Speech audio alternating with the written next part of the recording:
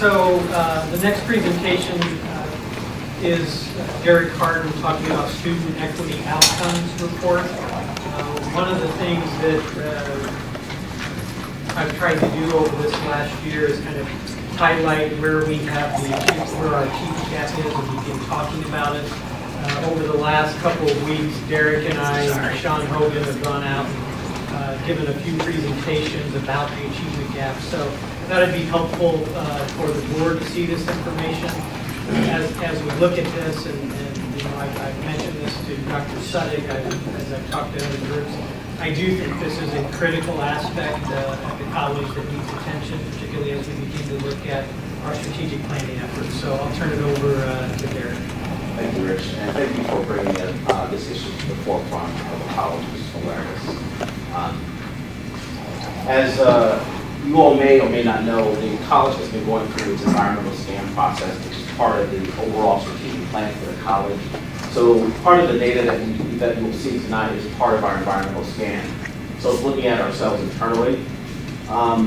So first, usually we look at our mission and our goals. So the mission for the college is to advance student success and strengthen the diverse communities that we serve. The goal, maximize educational opportunity and equity in student outcomes. So looking at some key institutional measures as it relates to student equity, we look at retention. So we look at how students do when they start a semester and when they end that semester. Then going from fall to spring and then fall to fall. Graduation and transfer. Graduation and transfer, we're usually looking at IPEDS cohort, which is usually made up of, not usually, but always made up of first-time, full-time, and degree and/or certificate-seeking students. Transfer, those are students who transfer to four-year institutions as well as two-year institutions. And then how do our students come to us? Are they ready to do college, are they ready to do college math? And then how do we do with helping students progress through developmental math courses? So looking at the data first, retention.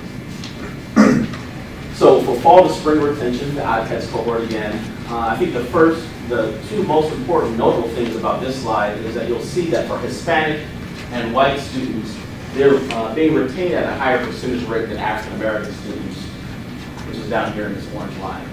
And then the second notable thing is that in the fall of 2016, we see a 10% drop in retention for African American students. So when Sean and I were looking at some of the data, some of the things that we saw was that for that particular cohort, African American students generally were older than prior cohorts, so they were around the age of 21, which then means that they don't have to attend new student orientation. And then we also saw where, I think in prior years, maybe in 2015, there was an institutional change to our grading policy that may have resulted in an increase in the number of failing grades, particularly for African American students, and then possibly leading to them to drop out. So this is how I like to simplify stats, because sometimes it get a little complicated for me. So I averaged out how Hispanic and white students were doing, and then the same thing for African American students. So on average, for this period from fall 2010 to fall 2016, white and Hispanic student retention went up about 1.1% every year. For African Americans, it was about 0.65%. And I did it this way because I think it's really important to show that CLC has made progress. You'll see for all these racial groups that retention from fall to spring did go up, but importantly what's shown here is the 15.9% achievement gap between white Hispanic students and African American students. Shown differently, and I know that Trustee Oshwager likes for us to provide numbers. So what we did is we averaged out an IPEDS cohort over 4 years. We took fall 2011 through fall 2014, I think it was. So for our IPEDS cohort, we typically have about 590 white students, about 75 African American students, and about 300 Hispanic or Latino students. So looking at the attrition gaps. So if you look from the start of the fall semester to the end to the following fall semester, we're losing about a little over 50% of our African American students or white students. And you'll see white students, we're losing about a little over 30%, and for Hispanic students, we're losing about 28% of our students. So again, so you'll see from the start of the fall semester to to the end of the fall semester, you already have a 14 percentage point gap. And then if you look at it from a year to year, there's a 27 percentage point gap between Black students and Hispanic students. Our next measure, graduation and transfer. So for, again, on this slide, I think there are two important points. First, you'll see that white students are graduating and transfer at a higher percentage rate than African American and Latino students. And then the second major point that I think is important to point out here is that you saw where the retention rate of Hispanic students were pretty much at the same rate as white students for fall to spring. But when it comes to graduation and transfer, they don't graduate and transfer at the same rate as white students. It's more along the lines of African American students. So again, here are my lines. This again shows that for graduation and transfer from fall 27 to fall 2014, on average for all of these student demographic groups, graduation and transfer rates has increased. But for white students, it has increased 1.4% every year on average. And then for African Americans and Hispanic students, it's about 0.8% every year. The gap being about 12.8%. College readiness, how do students come to us? So here, students entering math ready, I mean, these numbers look really bad for how students come to us, but only 3 in 10 white students come ready to do college level math. For Hispanics, it's 2 in 10, and for African Americans, it's 1 in 10. So again, that's how they enter CLC. So let's look at how we prepare those students to become college ready in math.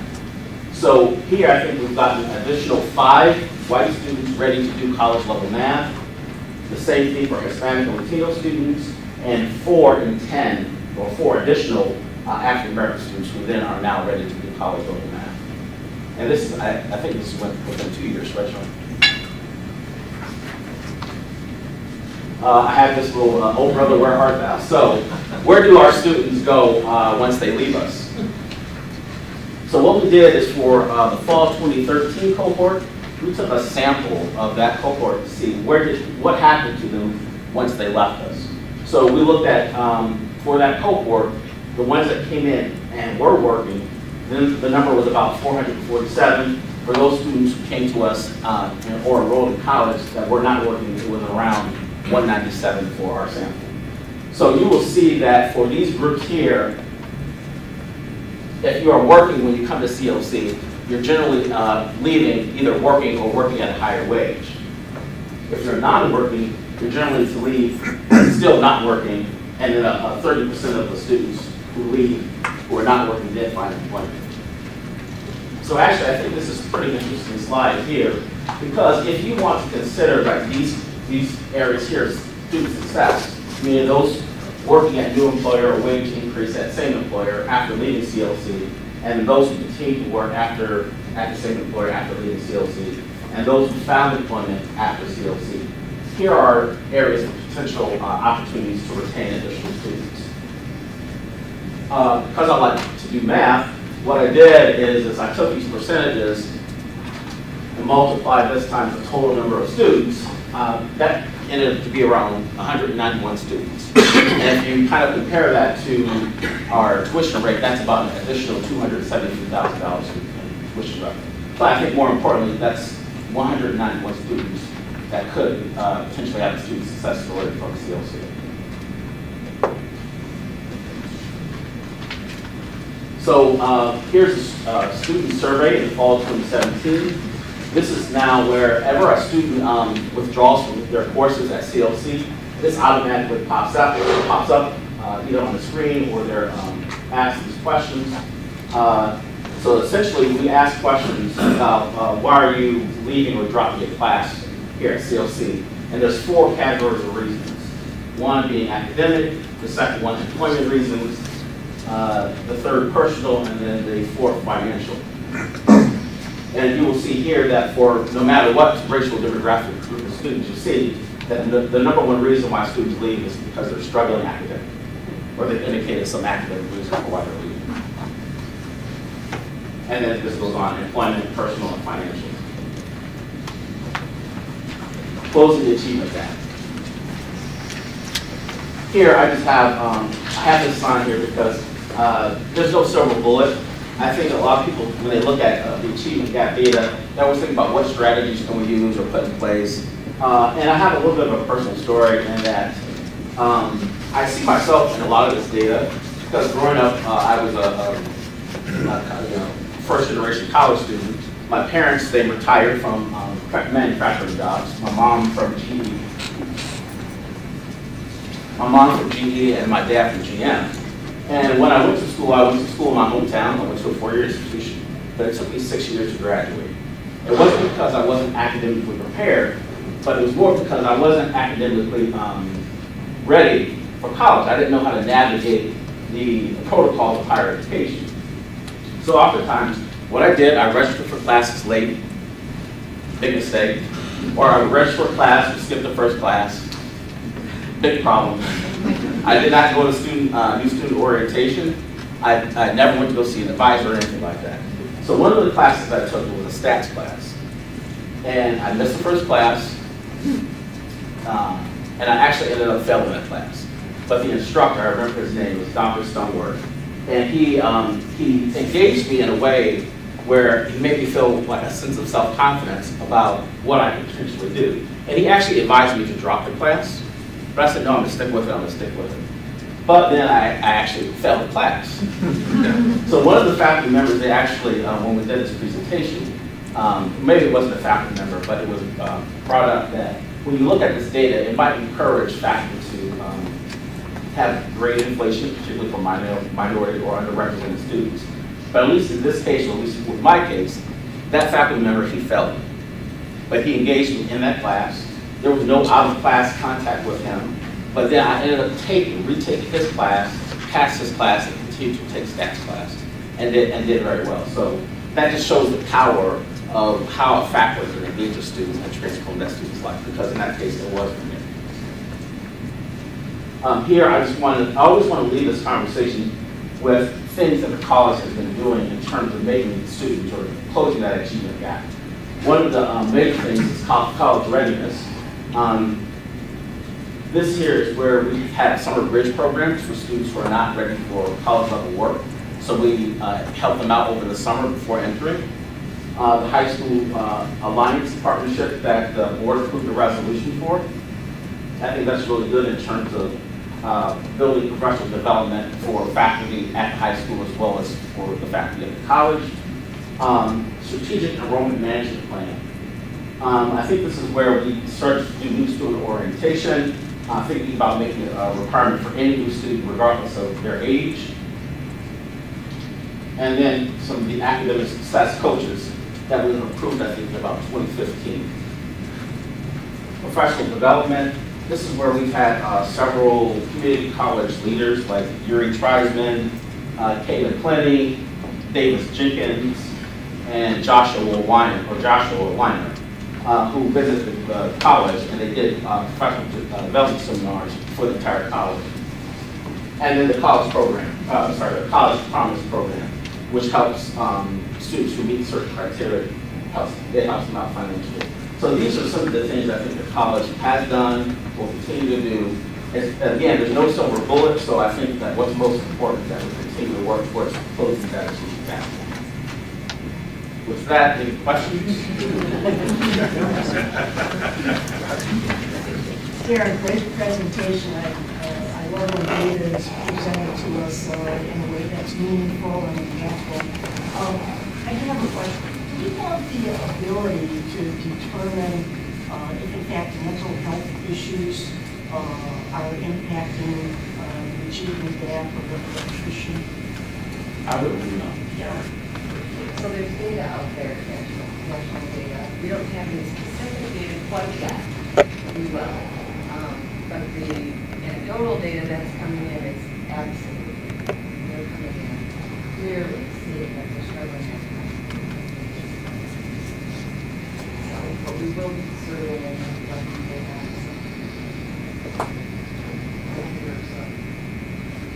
So I appreciate the presentation, and I certainly appreciate your passion. We've had a number of discussions around targeting achievement gaps with some of our minority students. And I just want to thank you for bringing this out. It's disturbing information, and it reads to me like a call to action as a community college. I really respect everything that we've put in place so far, from sort of the broader steps as a community college institution. I also really strongly encourage us, I know you're doing this already, but I think given especially the smaller populations that we have, I see a real opportunity here to really target individual students and create the scaffolding necessary to ensure academic success on a one-by-one basis, even as we move forward. Love data, love to see trends and patterns, but I really think, gosh, our kids have 2 years, right? Maybe and what can we do for those individual students that we've identified to make failure not an option and ensure their success on an individual and collective basis? I agree with what Dr. Figger said, but the issue is just much more broader than just us. So when we think about this, we can't be everything to everybody. So we have to start, and I know we're doing it, the relationships and working with the high schools, middle schools as well. They have to be part of this process. Absolutely. We cannot do it all. So I encourage us to look much more broader than just the 2-year student coming in here now. It has to be a broader issue, a broader effort beyond just us. Derrick, I don't know if there's any data out there regarding like any of the peer mentoring programs that were going on, or mentoring and some of the other academic programs, or like 1 million degrees, to see if that is helping at all in the gap. And I was also, there's been studies out there regarding students involved on campus with activities and athletics and clubs, and how sometimes that also helps their achievement in college too. Right. Unfortunately, I think part of my doctoral studies, we've been actually recently reviewing some of that literature, that the more that students are engaged through either peer mentors or engaged with faculty, it increases the chance that they will either be retained and also gradually transfer. Just a couple of quick things I'll say. First of all, thanks to Derrick and Sean Hogan for pulling this information together. And I think one of the issues, and I've talked a lot about this over my years here at the College of Lake County, is sometimes we end up with a lot of spinning plates. And it really needs to be one plate, and there needs to be kind of central coordination of some of these efforts. When I started looking at what we were doing, particularly for our African American and Latino students, Karen Lavin had a group out of our SEM, our Strategic Enrollment Management Plan. So you had this group that was African American Outreach and Success, and then you had the Latino Outreach and Success. And I looked at those groups and I said, well, let me go to those meetings. And so I told Karen, I said, me as the interim president, Karen as the vice president, we're going to join those committees. And so you show up at those meetings, and you have all of our African American faculty and staff working on the African American. You have all of our Latino faculty and staff working on the Latino issue. It's not their problem, it's our problem. And so I said, look, we're going to be on that. And we go to those meetings and we say, look, we're here to help with making sure you have the resources you need to be successful. But I think one of the challenges right now that we have is we have a lot of good programs and a lot of good boutique programs, a lot of spinning plates. And we need to kind of get them all working together to really impact that number. Because I do think it's really job one. And as we look at the strategic plan, I'm confident that it's going to show up there. But we've done a lot of good things. There are a lot of good things that are happening here. But that gap, we've got to address it. And it's a moral and ethical issue. We should not be bringing students in and then not helping them be successful. Anyway, just wanted to say thank you to Derrick for taking this on, and really for everyone who's doing good work around the institution. We have a lot more work to do, and I'm confident there are people here that are going to fix that. So, you know, if I could just add one small piece, when we were at the retreat earlier this year, Ally talked about the College Promise program and how it needed tweaking, it needed different ideas and ways to make it more accessible to more students. And I thought, wow, that is what we were about. That we should be looking at, okay, we started a program, we're not just going to say, oh, it's going to go until it stops. You made progress, you tweaked it, you did things to make it better, make it more accessible. And I hope that kind of attitude continues so that, I know that's just one small part of student success, but still it's something, and I'm glad to see that. And that concludes my report. Thank you, Dr. Haney, for that final report.